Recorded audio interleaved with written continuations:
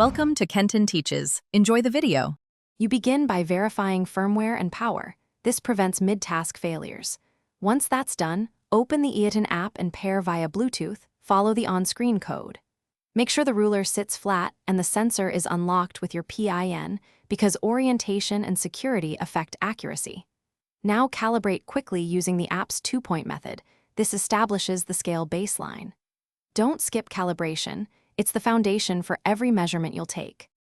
Once paired, perform the two-point calibration to align the sensor with real-world units.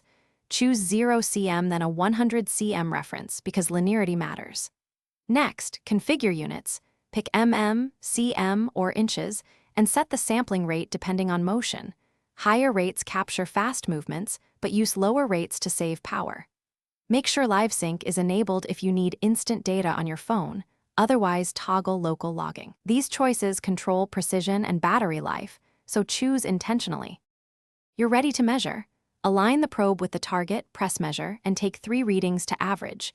This reduces random error.